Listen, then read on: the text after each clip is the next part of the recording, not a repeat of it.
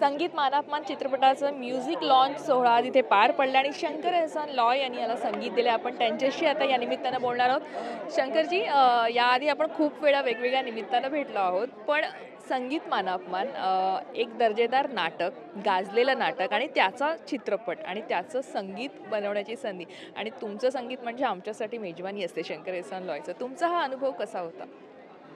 काय आहे की म्हणजे आपल्या आम्ही तिघं जेव्हा आम्ही मागे वळून बघतो तर आमच्या करिअरमध्ये एक रॉकॉन पण आलेला आहे, बंटीवर बबली पण आहे, दिलशाताई पण आहे आणि कट्यार आणि संगीत मान अपमान पण आहे. तर बॉडी ऑफ वर्क जे आहे ते आम्हाला बघून फार आम्हालाच अभिमान वाटतो. आणि हा जो चित्रपट आहे दिस इज पार्ट ऑफ हिस्ट्री. कारण ह्याच्या अगोदर म्युझिक झालेलं आहे 125 वर्ष अगोदर. त्याच्यानंतर आम्हाला हे संधी मिळाली. It's not that we decided, God gives you this. And I thank Subodh for selecting us. आणि आमच्याकडे समीर सामंत सारखं एक खूप चांगलं लिरिसिस्ट आहे आणि टीम आहे, खूप चांगलं टीम आहे. तर आम्ही सगळं मिळून खूप मजा केली. अँड जो प्युरिटी आहे 125 वर्षापूर्वाचं प्युरिटी ते आम्ही मेंटेन केलं आहे. ते प्युरिटी कारण ते इट्स लाईक गॉड्स म्युझिक. तर ते प्युरिटी मेंटेन केलं आहे. आम्ही पण ओरिजिनल म्युझिक क्रिएट केलं आहे. त्याच्यात 8 गाणी आम्ही बनवले आहेत. तर जसं कट्यारमध्ये होतं तसंच ह्याच्यात पण I hope people enjoy the music आणि आम्हाला आशीर्वाद देतील. पण इतकी गाणी आणि इतके सगळे टॉपचे गायक आहेत, प्रत्येकाला एक गाणं द्यायचं. तुमच्याकडे असं कोणी आलं का, सर मला हे गायचंय किंवा मला हे असं काय नाही. आम्ही इट वेंट ऑन ऑर्गॅनिकली. आम्ही अरे हा गाण्यात ह्याचा आवाज चांगला असेल, हा गाण्यात हिचा आवाज चांगला असेल, असं it was just a joint decision that we made. And they are all friends and every singer is just, they are all amazing maestros are each one of them. Sir क्या कहेंगे, मतलब इतने सारे गाने हैं, इतने सारे सिंगर्स हैं और this is treat for us. So आपने ये ट्रीट खुद कैसे एंजॉय की जब आप इसके बना रहे थे? ये जो भी सिंगर्स है इस एल्बम पे एक एक गहने हैं उन लोग कि इन लोग ऐसे गाते, ऐसे यूनिक वॉइसेस है उनकी. और एक तो अच्छी वॉइसेस भी है मगर क्लासिकली सो अकॉम्प्लिश्ड कि लोग को ये सुनना, ये एक ऐसी एल्बम है, सोने की एल्बम है. क्योंकि जो भी अगर वोकल म्यूज़िक सुनता है वो ये एल्बम सुन के बहुत खुश होगा क्योंकि इसमें इतने अच्छे सिंगर्स हैं. तो मैं तो बहुत खुश हूँ कि हम ऐसे एल्बम पे काम कर सके. और सुबोध भाभी जी को मैं थैंक यू बोलना चाहता हूँ कि हमें इस जैसे फिल्म में एसोसिएट किया. तो जैसे बोलते हैं कि म्यूज़िक की कोई भाषा नहीं होती और आपने मराठी में भी इतना काम किया है. मराठी म्यूज़िक के बारे में आप क्या कहेंगे अभी? बहुत सीरियस टॉपिक है, उसमें सॉलिड डेप्थ है, बहुत बहुत सॉलिड डेप्थ है. तो just listen end be thankful for it. Thank you sir, thank you. संगीत मानापमान या सिनेमाचं म्युझिक लॉन्च सोहळा आता पार पडला आहे आणि आत्ता आपल्यासोबत आहे दिग्दर्शक अभिनेता सुबोध भावे. सुबोध, सर्वप्रथम आम्हाला खूप आनंद वाटतो कारण तुझा तो प्रवास आम्ही पाहिला आहे पहिल्यापासूनचा आणि आत्ताचा सुबोध आम्हाला खूप खूप वेगळा वाटतोय. म्हणजे त्याचा ग्राफ असा एकदम या लेवलला तू नेऊन ठेवला आहेस आणि तो अनुभव तुझा सांगशील, तो प्रवास तुझा थोडक्यात सांगशील संगीत मानापमानपर्यंतचा. अरे बापरे. मी मगाशी म्हटलं तसं की काही लोक प्रतिभावान नसतात स्वतः आणि इतरांची प्रतिभा पोचवण्याचं काम करतात. तर माझ्या बाबतीत तसं आहे की माझी स्वतःची इतकं काही घडवण्याची कपॅसिटी नाही आहे, पण त्यांनी चांगलं काम केलं आहे ते लोकांपर्यंत पोचवण्याचे नक्की आहे. आणि कदाचित या सगळ्या कलाकृती त्या विचारातनं घडत असतील. या सगळ्या कलाकृती एक कुठेतरी त्या सगळ्या कलाकारांविषयी वाटणारी आदर असेल, प्रेम असेल, आस्था असेल, त्यांच्या कामाविषयीचं रिस्पेक्ट असेल, त्याच्यातनं आलेला हा सगळा प्रवास आहे. आणि मला कायम मनापासून असं वाटतं की माझ्या आयुष्यातनं ह्या सगळ्या माझ्या पूर्वजांना वजा केलं तर माझ्या आयुष्यात काही उरत नाही.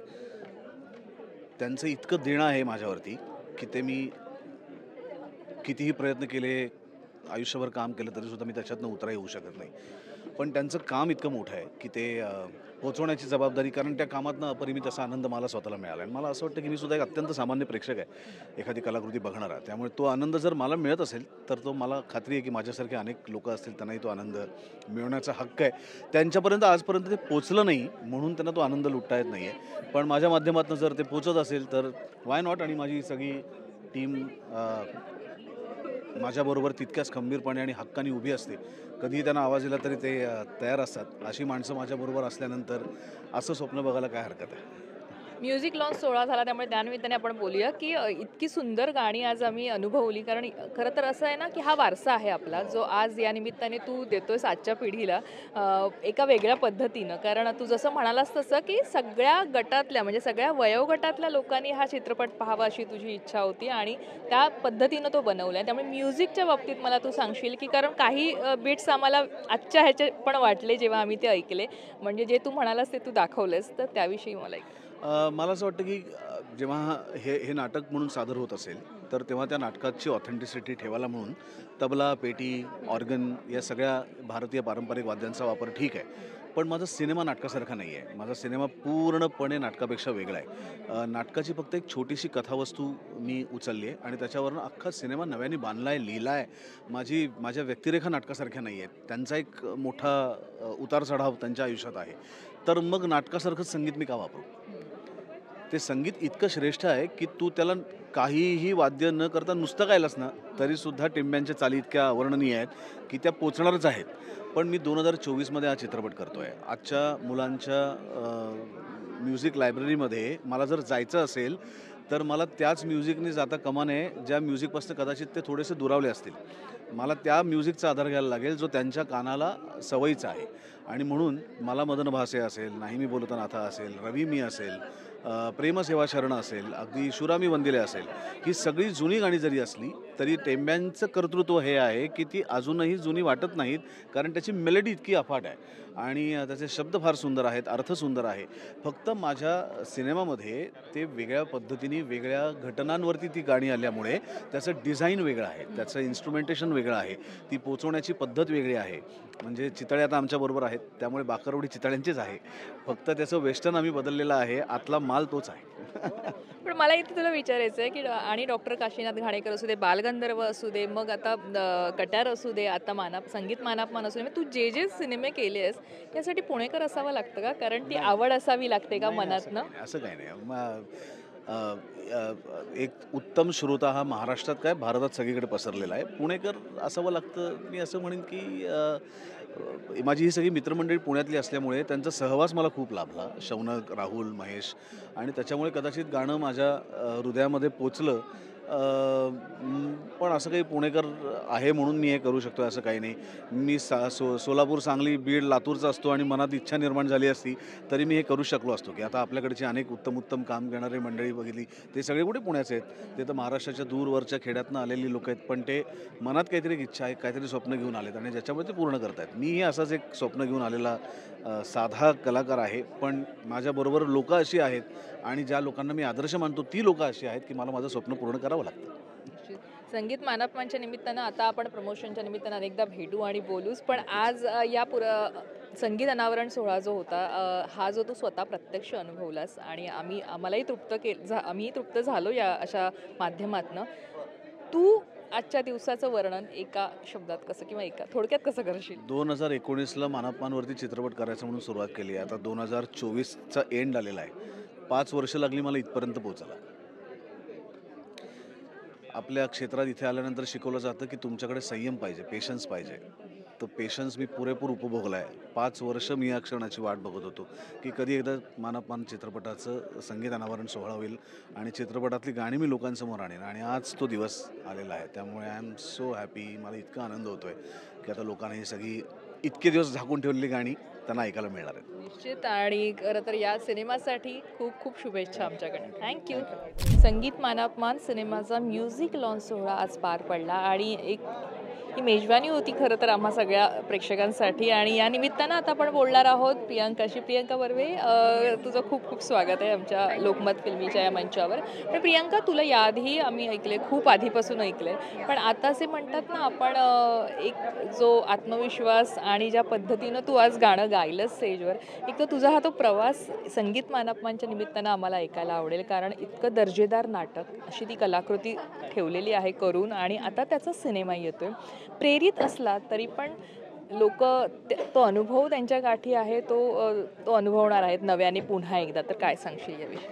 खरं सांगू आपण म्हणतो ना life comes a full circle, तसं झालेलं आहे. म्हणजे माझी सुरुवात मी म्हणेन 21 वर्षाची असताना संगीत संशय कल्लोळ या नाटकाने झाली, जिथे मी रेवतीची भूमिका केली.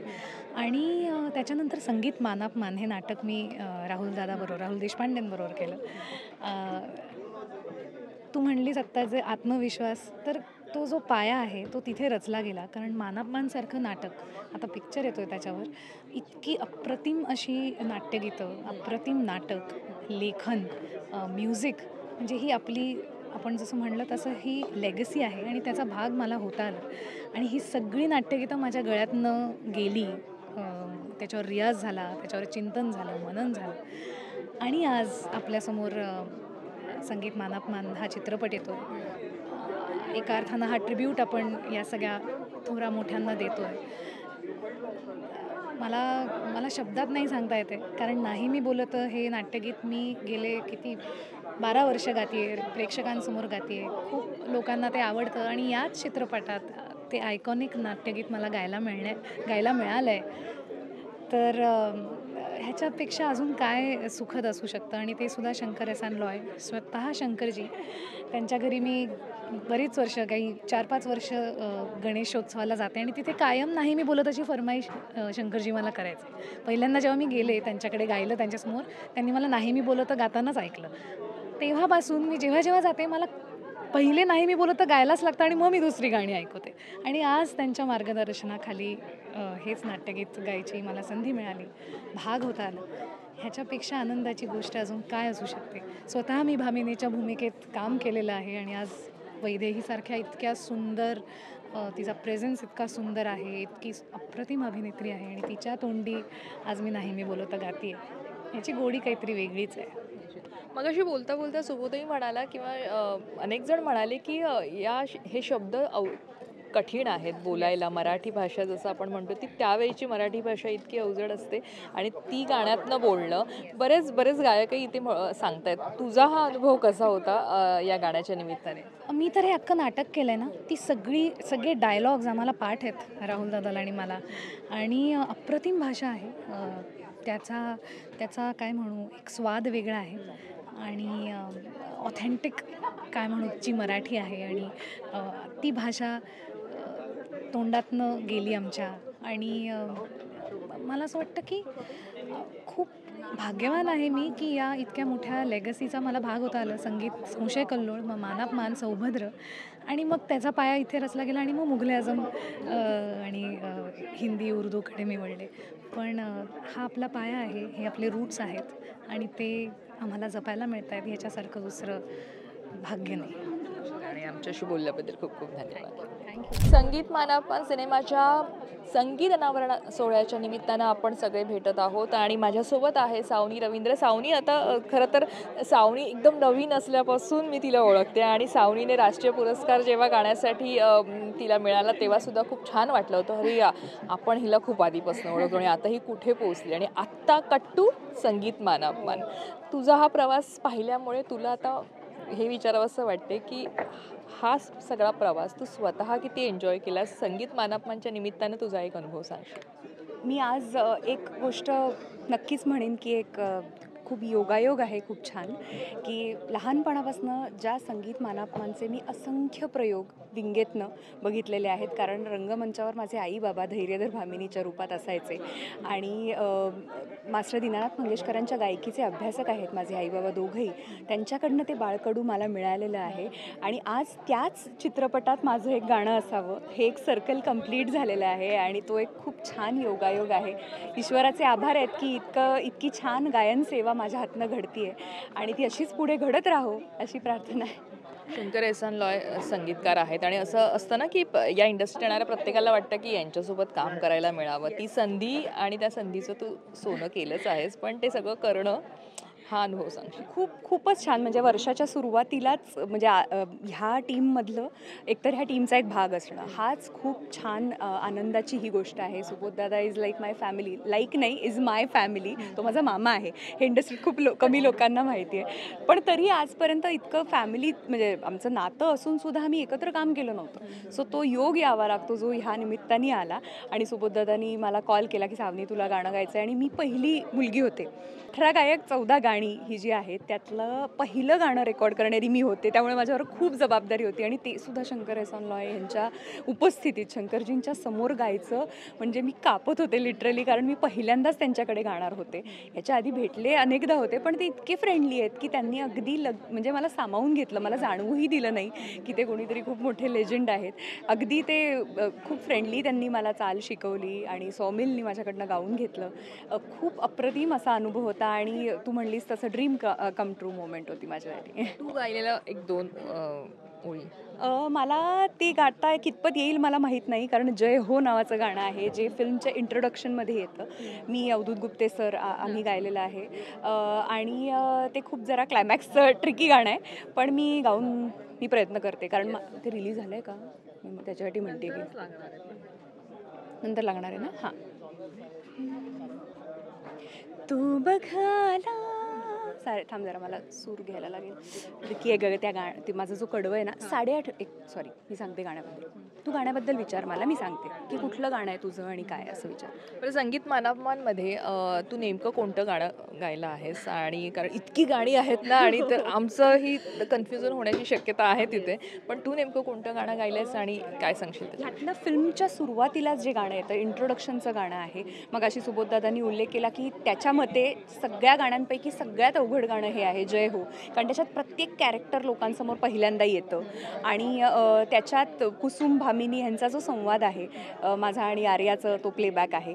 खूप नोकझोक आहे त्याच्यामध्ये. मी तिला हे म्हणते की तुला कसा मुलगा हवा आहे नवरा म्हणून असं त्याच्यात खूप छान 2 मैत्रिणींचा संवाद आहे. आणि एकीकडे धैर्यधराचं इंट्रोडक्शन आहे जे अवधूत गुप्ते सरांनी गायलं आहे. सो आणि मला असं वाटतं मराठी संगीतसृष्टीच्या इतिहासात पहिल्यांदाच असं झालं की जवळजवळ 8.5 ते 9 मिनिटाचं गाणं आहे. म्हणजे हे गाणं चालतंच. आणि त्याच्यात डायलॉग्सही आहेत जे गायकांनीच गायलेले आहेत म्हणजे अभिनेत्यांनी गायले नाही. त्यामुळे ती दुहेरी तलवार होती अभिनय आणि गाणं या दोन्हीची. ती आम्ही सगळ्यांनी गायकांनी सांभाळली आहे. सो थँक्यू आमच्याशी बोलल्याबद्दल. थँक्यू.